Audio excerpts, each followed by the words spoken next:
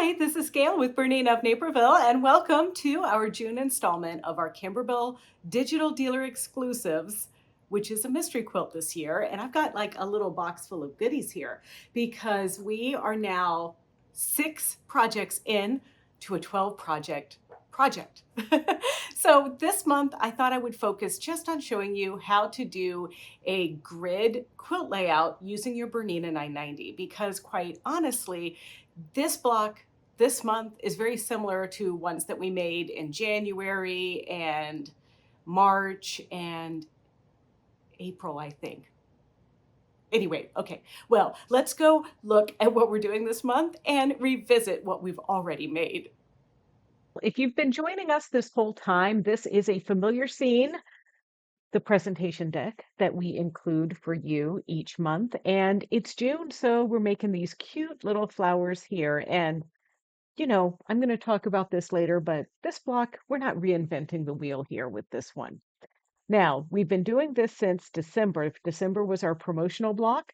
So if you're just jumping on board with us, then you will be happy to know that if you just get this presentation deck, there is a link to the video and the other presentation decks that we've done thus far. I have to tell you, I'm very sorry to say that we are out of kits. So yes, we do these videos for free. Yes, I want all of you to experience how wonderful it is to make this mystery quilt on your Bernina 990. But unfortunately, we just simply aren't kitting any more kits. But nonetheless, if you do have a kit from us, you know the drill. We have our exact fabric list that's put together by Kimberbell so that you can see exactly where everything should go. And yes, this list does include backing and all of that good stuff. But we, like I say every month, you add the batting, stabilizer, thread, backing, and love because we can't squeeze the backing into that plastic bag. Not only do you get the plastic bag and the fabric, there is the embellishment kit that's in there as well. And Kimberbell also provides you a digital resource guide and a list of all the embellishments in the embellishment kit. Just to keep things easy, I also gave you a link to Kimberbell's instructions because you get the stuff directly from them. Basically, the files come direct from Kimberbell. And so when you sign up with us and you give us your email address, then we are telling Kimberbell that email address wants these designs and they have paid. Then you get an email and you download the designs direct from Kimberbell, not from Bernina of Naperville. So I put together a little video for you just to, show you how to retrieve your designs. But speaking of designs, so the Kimberbell designs are delivered directly from Kimberbell, like I mentioned, but we have some Bernina of Naperville files. Now I'm going to show you how to create your own background design right on your Bernina 990. However, you may want to just use my files and some of them I've prepped and whatever. And if you're just need a rescue file because your mind is exploding watching the video, well, you can just download it here and still get the same result that I did. But of course, you can always do it the original way Kimberbell intended. And with that in mind, if you have a 7 series, you'll need a maxi hoop to be able to do the quilting piece in all one go. But they have specific instructions for all of your brand sewing machines. But let's roll up our sleeves, go to the design board, and get to it, shall we? Let's take a look at the fabric, thread, and embellishment kit that we're using this month. So we have 3 fabrics. This is for the yellow flower, this is for the white flowers, and this is for the background. And basically, I have that little diagram in your presentation deck that labels the different flowers and what you need to use them for. But, honestly, this is your project. And if you see the flowers as different colors in your kit, that's totally fine. Now, another flower is done with the glitter vinyl from your kit. And the vinyl comes with this protective layer on it that you do need to peel away. So we want to do that and then get a pressing cloth to set the little glitter pieces in place so that they don't shed. I've never really done that, but Kimberbell recommends that. So we're just gonna peel this off. Now this giant piece is gonna give you enough glitter to make both of the blocks because remember, we are making two blocks this month, like we have done in some of the other months, January being one of them. So another thing is you do in your embellishment kit for June also have some little crystals, but you're going to save these for the last month in December before you attach them onto your quilt. So just put that aside. And also, if I have any extra glitter left over, I'll probably put it in here with that just in case, I want to do something down the road with the pink stuff. So cutting is pretty self-explanatory. I do want to comment that I found that it was like overkill to cut two pieces of our background fabric because we are doing this in the giant hoop. So I am just going to trim this down to 11 by 18 inches. And then I will be trimming my other pieces here to size and adding fusible woven to the back of the yellow and the white fabrics. Now, because we have done something very similar to this month after month now that we're into June, right? We're halfway through this project. I'm not going to take you step by step by step through each stitch out. Kimberbell does a good job with their instructions. We reiterate those instructions in our presentation deck. The one thing, though, I do want to comment on is when it's time to stitch down your glitter, you are trimming it not to the stitching line, you're trimming it a little bit away because this is a raw edge applique technique with this. So if you can see there how this is stitching out, you just like all of the other appliques in the work, you're going to stitch a placement line, put it down, stitch it down, trim, but not to the edge like you cut your wovens here. You're going to leave it so it doesn't come out. And then it does the little detail work on top of it. And speaking of threads, we have lots of threads this month. We have the light pink and the dark pink. We have blue, cream, which we've been using for all of our quilting and things like that. There's yellow, light green, dark green, and then our charcoal. And I love this color number 4174. I use it all the time, so I have it on a big spool. And then the files, well, you know how they're delivered. You get them from Kimberbell each month. But before we get anything started here, let's prep our files and let's design our quilting grid. Okay, so I'm here at my 990 with a total blank slate, which is what we want. And we're actually going to be creating this grid from our straight stitch in our sewing side. Okay, so this is pretty easy. So what we want is to go into our edit screen with the straight stitch selected, and we want to select a repeat of 99 times and then OK. Now we're going to go back to our embroidery side and we're going to pull that file from our personal folder. It's down here somewhere, I swear. There it is. And now you can see here how we're working in the oval hoop, but I want to work in the giant hoop because that's the hoop I plan on stitching my project on this month. And now we want to rotate this. This one right here is going to be our horizontal part of our grid. And so very simply, just go to rotate, and we're going to rotate that 90 degrees like that. And now we're going to go back and we're going to find a tool called Endless Embroidery. I think I have used this before in other applications with you in our Kimberbell journey. But what we want now is to make sure that we remove these positioning arrows because we're not really doing endless embroidery. We're just using this as a tool. And then here we have the number of embroidery designs that we can enter, and we have the spacing between them. So I can use my little plus and minus icons here to do this, but also, do you see how there's a little bold dot? That means that the top knob on our machine is going to control the repetitions. Then likewise down here, the bottom dot is bold, so that's going to allow me to just quickly adjust the spacing. So for our top, we want this to be around 18 repeats. So let's just reduce this until this says 18. There we go. And now the bottom knob, we're going to increase until this says 20 millimeters. And 20 millimeters is somewhere between 3/4 of an inch and 7/8 of an inch. So you could adjust this spacing differently. So if you decided that you wanted like a 1/2 inch and you did like 13 millimeters instead, you're going to have to increase your repeats.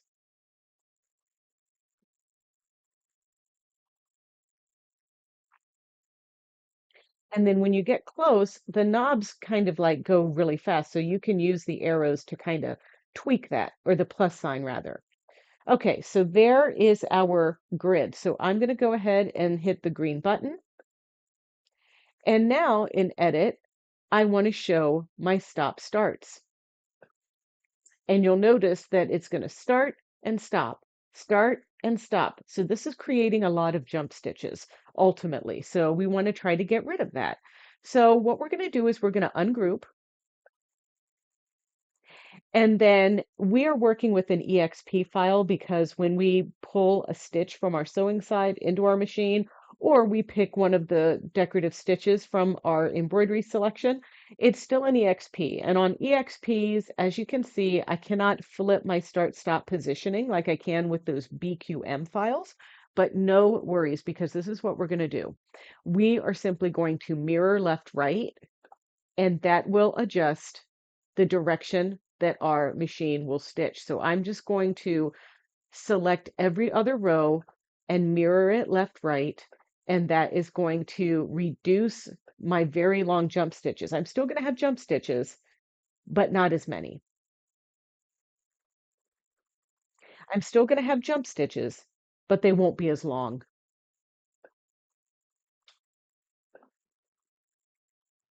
And then if I decided that I didn't want it to cut. I just kind of wanted it to jump. I could turn my quilt settings on, or I could adjust the threshold that my machine cuts. And I'll show you that in just a moment. But nonetheless, so now I have done all of the work I need to do to my horizontal row. So now we're going to save this and we're going to save it in our personal folder. And I'm going to call this horizontal. And then I also have an option to create a new folder, but I'm just going to keep it right here in my personal folder. And now we just want to temporarily remove this, so we're clearing off our work surface there. Now, the next thing I want to do is go back to the sewing side. And instead of a repeat of 99, I want 75. And now let's go back to embroidery again. And now let's retrieve our design from our personal folder. It's going to be down at the bottom again, right there. And now don't forget, we're working in the giant hoop.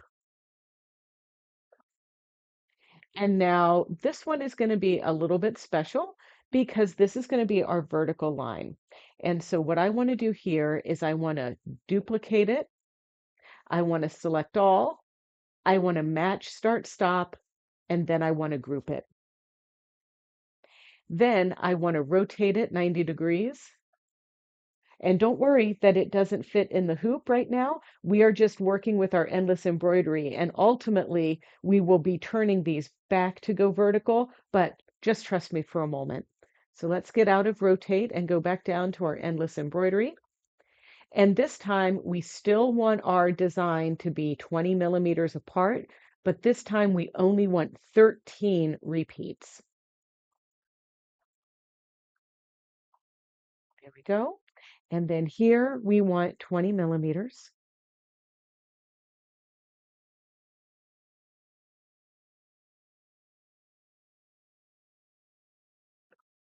Perfect.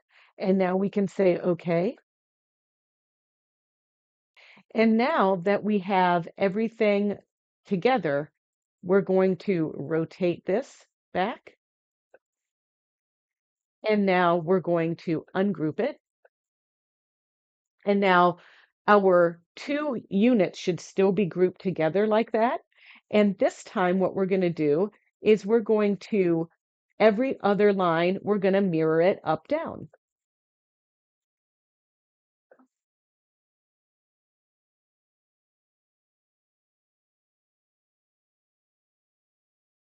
See how that works there? Oops, I got a little off here, so I got to fix this one. There we go. It's hard when I'm looking at the camera and I'm trying to look at my screen, so a lot of times you guys will point out my errors to me, so I get it. So now we have everything adjusted there. Everything looks good. We could at this point select all and group now that we flipped all those stop starts. And now we can add our horizontal lines, and it comes in centered on top of each other and everything. But just to be sure, we could go in and select all, go to our edit screen. We do have alignment tools on this, which is great. And we could do a center vertical and a center horizontal just to make sure everything lines up. And now once again, we're going to save this, and I'm just going to call this grid. Save it in my personal folder. And now we are going to clear our workspace, and we're going to retrieve our quilting file from Kimberbell. And so we go into our personal folder because I sent it to my personal folder, which is this design right here. And now we want to change to our giant hoop.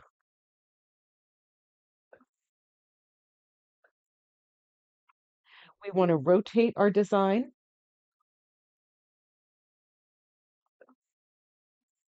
I'm going to rotate with the top up here like this. And then I'm going to ungroup this design, and I'm going to delete the red quilting because I don't want that. But I want to keep this stuff here, just like so. And then what I'm going to do is I am going to select all again and group. And now I'm going to wiggle this up to the top, and I'm going to duplicate, and I'm going to move this one down to the bottom. And if you want, you can select all, go to our alignment tools, and center vertically. Now, with that into position, like so, I can also group this so that this kind of all is one unit. I need to add my grid.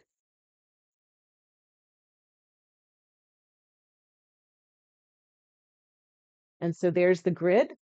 And now I can add my Kimberbell file for this month. Okay, so change of scenery. I'm using the simulator to do this next bit. So we are here to where we are ready to add our Kimberbell designs. Now, one thing you might notice when we add these is that they come in this funkalicious color range, right? Well, please refer to the instructions for the actual color changes because we need all of these color changes so that our applique lines will stitch separately, our tack down lines will stitch separately, and our placement lines will stitch separately. So for right now, let's keep this together just like so, and we need to follow these steps pretty accurately. So now we're going to select our edit button, and we're going to rotate. And once again, we're going to rotate so that this guy's top is over here, just like that. And now with this in mind, we actually want to be lining up the edge of our embroidery into the cut line. See that little line there? That represents the center of our piece, but I'm just kind of eyeballing it here to make sure that it's centered. So we're just doing that. Now, what we want to do is we want to ungroup this because we want to take a couple of color changes out.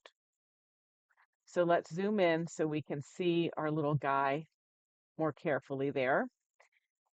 And what we want to do now is we want to go make sure that this is selected, which it is, and we're going to ungroup. And now the colors I want to remove are this, or is this rather, little placement line right down here. So we're going to select that. It's that little piece there. We don't need it. We're going to click, hold, and slide to delete. And then we're also going to get rid of this background basting line. So the first line that we removed was the background placement line. Now this one is the background basting line. All right, perfect. Now we're going to use our select sum button, which is down here, and we're going to select everything from color these leaf petals on up through the rest of the design.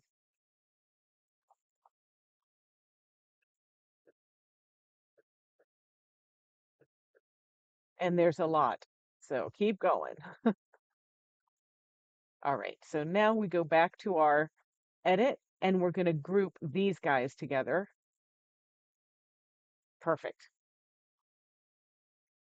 I'm going to just center this again so we can see. And now with this grouped again, we can duplicate, move this one down, and we can zoom in again so that you can see that we're lining up the stems with the cut edge of our block there. And then we're just eyeballing it to make sure it's kind of somewhat sort of in the center there.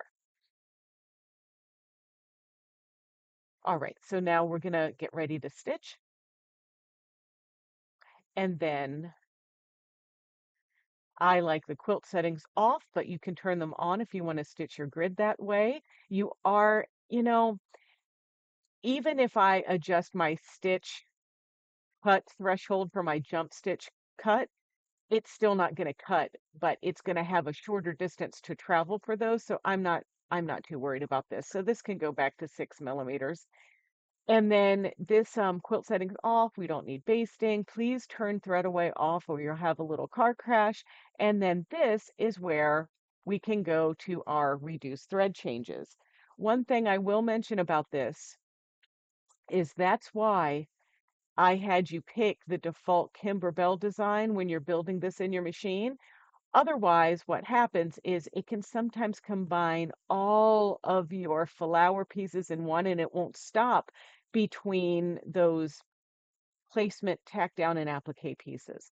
So if you've never done this before and you've never just checked how your design is going to stitch out, it's pretty easy. You just go through your different colors to make sure that everything's going to be stitching properly. So let's just review. Color number 1 is going to be a placement line for your project batting, where you're going to put the project batting down after you stitch color number 1. Color number 2 is going to stitch down the project batting, and after that stitches, you're going to trim the project batting really close. Then color number 3 is actually the placement line for your background fabric. That's where we're going to put that one piece that's 11 inches by 18 inches, just covering this whole area. Then color number 4 is going to sew down the background fabric. And I perform all of these stitches 1 through 4 with my cream color thread in my machine and just regular bobbin fill in the bobbin, because ultimately I don't want to have to keep changing for all of these different things. I'm going to do everything cream, even up to color number 5, which is our quilting grid. After color number 5 stitches, it's going to be time to switch to your dark pink. I know it's represented in green on here, but this is simply because we need multiple different color changes to make sure everything stitches in the proper order. So we're going to stitch everything color number 6 at this point in our dark pink. Then we will go to our charcoal gray. Then we'll go to light pink. And then once again, we'll keep light pink in there and that's going to do our placement stitches for our sparkle glitter. Then we're going to stitch down the details of the sparkle glitter, still with our light pink color, and then one more light pink detail on our sparkle glitter. And then remember to trim, but don't trim really close. Trim about 1/8 of an inch away to ensure that the glitter won't pop off. And I like to trim after all of the detail work has been done because that will also prevent any kind of shrinking or puckering and things like that. And then it's time to switch to dark green for the stems, light green for the leaves and the other stems, dark green again for the veining. And then we just repeat the process of a placement stitch for our yellow flower, then a tack down stitch for the yellow flower, and then the cover stitch for the yellow flower. And then color number 18 is going to be the blue flowers. Color number 19 is starting the tack down stitch for this flower at the top and this flower at the bottom. And just follow the prompts and work with the Kimberbell instructions as you go through all of these pieces. And then once it's stitched out, you just have to trim them down to size. So here are our finished pieces, and they came out really good. And I do want to point out to you that when I trim these little guys, the only thing that I can give you advice, Kimberbell says trim to suit, but I like to trim just about 1/8 of an inch away. So as you can see, this month was not a huge departure from some of the other blocks that we've made, like I said earlier. And I hope that you learned a little bit this month about using your Bernina 990. So we'll see you next month. All right, what do you think? Did you have a good time making this cute block? I hope you did, and I hope you really stick around with us because next month, I teased this last month, but this month we did a traditional 6 by 8 inch block, right? But next month, we're going to do something that ties all of our blocks together, or at least gets that process started.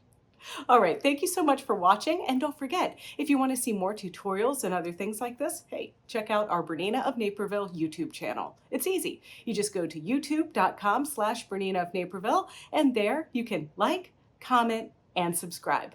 Thank you so much. Bye-bye.